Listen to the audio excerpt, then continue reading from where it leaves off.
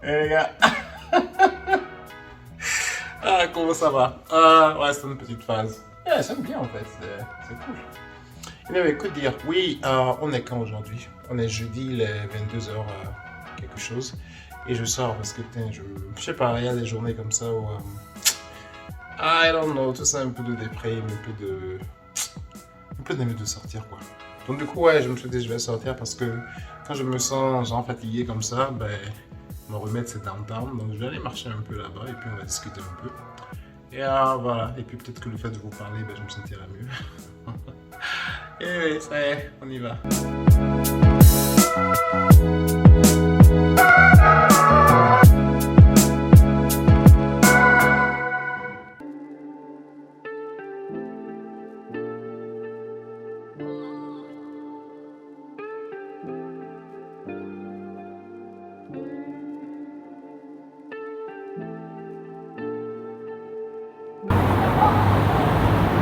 Me voici downtown. J'aime beaucoup downtown. Rien que d'être ici, je me sens déjà beaucoup mieux. Bon, là, on est sur une petite rue qui s'appelle College. Je pense qu'en face, là, en face, là, c'est le commissariat. On est sur une petite rue qui s'appelle College. Et ce que je vais faire, c'est que je vais tranquillement me trouver un petit parc où je vais m'asseoir. Donc, j'avais envie de sortir, de me poser dans un endroit, tu vois, entouré de monde. Quoi. Bon, là, on dirait pas qu'il y a du monde, mais en fait, il y a de la lumière, de l'animation. Derrière, c'est un carrefour. Et ouais, je voulais un endroit comme ça. Coucou les gars. Donc, il fait froid, mais je suis content d'être sorti de la maison. Donc, je suis dans un endroit assez cool. On est au centre-ville. Comme c'est un parc avec des immeubles autour et tout. Je vais vous montrer tout à l'heure. Donc, du coup, je me suis posé quelque part, histoire de... Ouais, ça sortir un peu de chez moi. Parce que comme je disais, j'étais un peu déprimé là, parce que... je ne sais pas, c'est des fois quand tu as immigré et que tu n'es pas chez toi et que, je sais pas, tu t'ennuies un peu, tu te fais chier. Là, enfin, si vous avez suivi les vidéos et tout, vous savez que j'ai un nouveau travail et tout, mais ça fait quoi? Ça fait 2 mois. Le travail est excitant, hein, mais malgré cette excitation du travail, ce côté, je suis content de faire ce que je veux parce que ça fait longtemps. Le micro. Parce que ça fait longtemps que je veux faire ça. Mais je commence à sentir je commence à sentir une espèce de, comment dire, lassitude. Ça fait que 2 mois, elle vient de sortir de lassitude. Je sais pas pourquoi. Je pense que c'est parce que je fais que le travail. Comme c'est un nouveau travail, ça prend beaucoup de temps, je fais que ça. Et du coup, c'est un travail à distance. Du coup, je ne sors pas tous les jours pour aller au boulot. Et ça fait longtemps que je travaille de la maison. Du coup, je pense qu'avec ce nouveau travail qui prend plus de temps, tu n'as pas vraiment l'impression que tu fais autre chose que travailler, quoi. Et je pense que ça commence à atteindre un niveau dans ma tête où j'ai une certaine lassitude. En plus de ça, je commence à avoir les ennuis quand on est chef de projet, parce que du coup on empile les projets sur toi et on te demande des délais, on te demande de faire les choses plus vite et tu ne comprends pas forcément l'intérêt parce que ça ne suit pas. Toi tu veux peut-être faire plus vite, mais la chaîne ne suit pas et ça te demande de mettre de la pression sur tes collaborateurs. Merci pour celui qui m'a corrigé la dernière fois, c'est collaborateur le mot que je cherchais. Donc je ne savais pas comment le dire en français en fait. Et ouais, du coup, tu mets de la pression sur tes collaborateurs, ce que moi j'aime pas faire forcément. Et ouais, ça me fait un peu chier tout ça. Ça c'est ouais. Mais je pense qu'avec le temps ça ira. Je pense surtout que quand on pourra enfin aller travailler dans un bureau, ça ira. Je sais que ma boîte, là où je suis, ils avaient un office, ils avaient un bureau en ville. Et j'attends seulement qu'ils réouvrent ce bureau pour qu'on puisse enfin aller travailler. Parce que j'en ai vraiment... Je pense que le fait de bosser à la maison, ça commence vraiment à atteindre un niveau dans ma tête, quoi. C'est bien de travailler, comment ça s'appelle ça déjà? À distance, en distanciel, je sais pas comment ça s'appelle ça, bref. C'est bien de travailler en remote et tout. Ça fait vraiment... Il y a beaucoup de chiens ici. Il y a beaucoup de chiens ici. Il va passer là, il y en a qui passent derrière moi. Anyway, c'est bien de travailler en distance et tout ça. Alors, mais tiens, je vais vous montrer. Il y a beaucoup de gens qui baladent leurs chiens et tout ça. C'est cool. Anyway.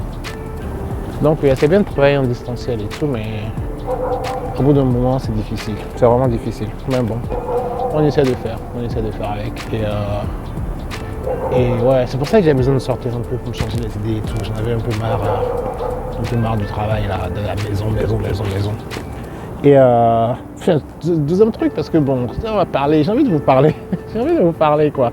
Deuxième truc qui me fait chier dans Toronto, là, vraiment les gars, c'est les prix de l'immobilier, quoi. Je veux dire, avec ma copine en ce moment, on essaie d'acheter un appartement, d'acheter une maison, un truc à deux, quoi, un truc assez grand. Parce que bon, moi j'habite dans un condo, comme vous le savez, mais c'est un condo, bon, à 2 personnes, ça fait un peu serré, quoi. Et elle habite dans une petite maison, pareil, c'est un peu serré pour 2 personnes. Du coup, on se dit, bon, on va prendre une maison plus grande, tu vois. Et mon Dieu, mais tu vois les prix de sa maison. Déjà, quand tu vois les prix des maisons, tu te demandes, mais qui c'est qui peut acheter ces maisons? Parce que soit elles sont, disons, elles ont un prix, disons, abordable, et les maisons, elles sont vraiment moches. Elles ont 30, 40, 50 ans, elles sont vilaines, elles ne sont pas modernes, elles ne sont pas aux normes, elles ne sont pas thermiquement efficientes. C'est-à-dire que quand tu mets ton chauffage, il faut le mettre très fort pour qu'il chauffe un peu. Elles ne sont pas aux normes, quoi. Et ça, c'est ce qu'on appelle des maisons abordables. C'est-à-dire qu'une fois que tu achètes ça, ben, tu mets beaucoup d'argent pour fixer ça. Et même abordable, là, c'est déjà cher. Après, tu as la maison que moi, je trouve normale. C'est-à-dire de jolies maisons comme celle qu'on a en Afrique, tu vois. Et comme celle où j'habite, au Bénin. Et ça, c'est des maisons, c'est des prix de fou, quoi. Si vous avez... je vais bouger un peu ceci. Voilà. Je vais mettre quelque part la vidéo où je parle un peu des prix des maisons et tout. Et vous voyez, ces prix, c'est des maisons à base de 1,5, 2,5 millions de dollars. Et tu te demandes, mais moi je me demande tous les jours, parce qu'en ce moment je suis vraiment en train de chercher les maisons et tout ça. Et je me demande tous les jours, mais qui c'est qui peut acheter des maisons à ce prix-là dans Toronto? Ou alors les gens, ils sont vraiment très riches et on ne s'en rend pas compte. Ou alors il y a beaucoup de blanchiment d'argent et on le cache bien aussi parce que c'est difficile, quoi. C'est difficile. Là, c'est juste décourageant parce que quand tu commences à faire tes recherches, c'est-à-dire, je gagne correctement ma vie et ma copine aussi, elle gagne correctement sa vie, donc on gagne correctement nos vies, quoi. Mais malgré ça, bien qu'on gagne correctement nos vies, ben, ça reste quand même difficile de trouver un logement qui répond à nos critères. On ne cherche pas forcément un château, hein. C'est pas un truc géant, mais c'est juste un truc joli, un truc beau, pas un truc luxueux, un truc moderne. Et ici, pour vivre dans un truc comme ça, ben, c'est même pas possible en fait, parce que quand on visite la maison et qu'on va voir la banque et tout, ils nous disent clairement, écoutez, monsieur, madame, c'est pas possible, quoi. Et du coup, tu te dis, mais j'ai travaillé tout ça, là.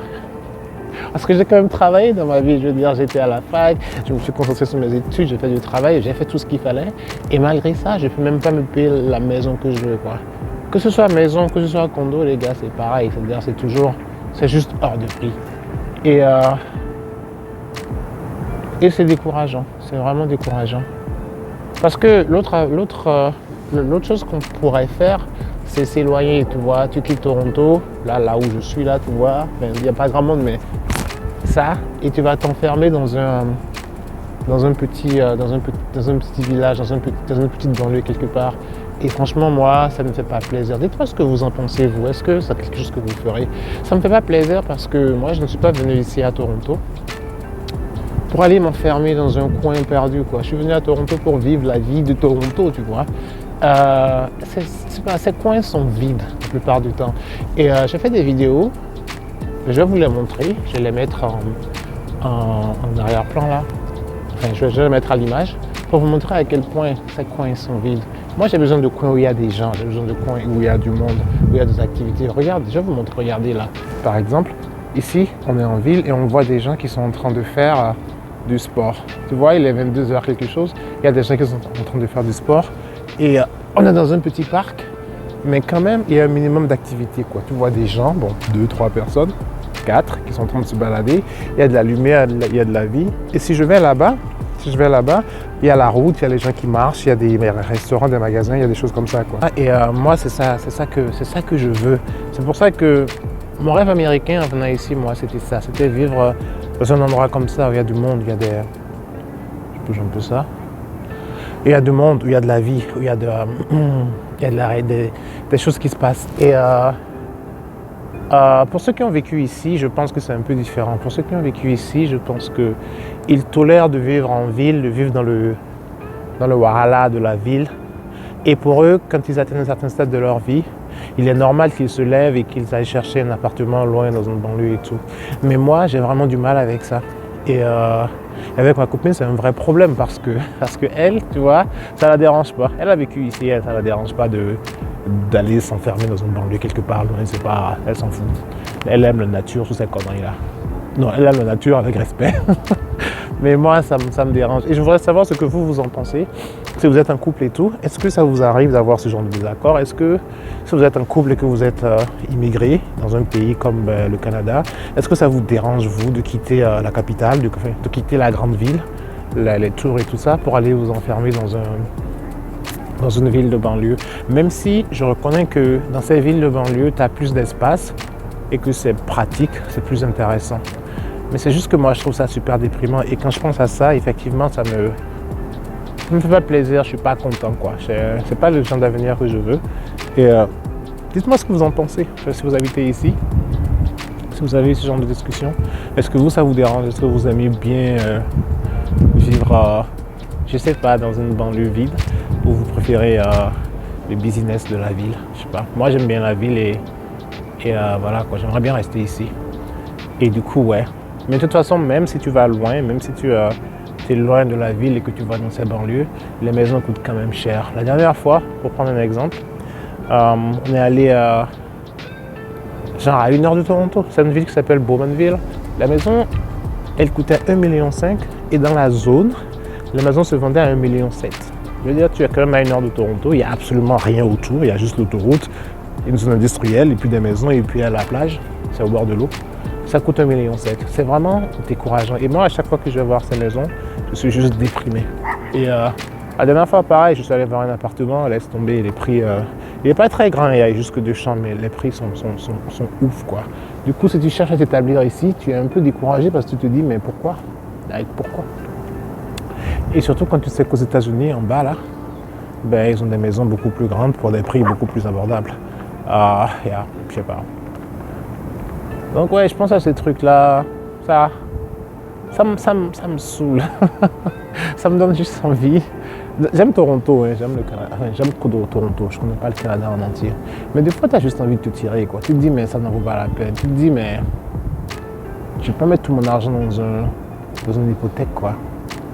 Parce que pour l'argent que tu mets dans une maison ici, tu as plus de choix aux États-Unis. Je sais pas, je ne sais pas, si vous avez à faire ce choix aussi, dites-le moi, parce que j'aimerais bien savoir comment ça se passe pour vous. Anyway, c'était mes 2 trucs qui me saoulaient un peu, cette recherche de maison et puis ce fait de travailler tout le temps à la maison, ça commençait vraiment à me prendre la tête. Ça commence un peu à me prendre la tête, quoi. J'ai vraiment besoin de sortir un peu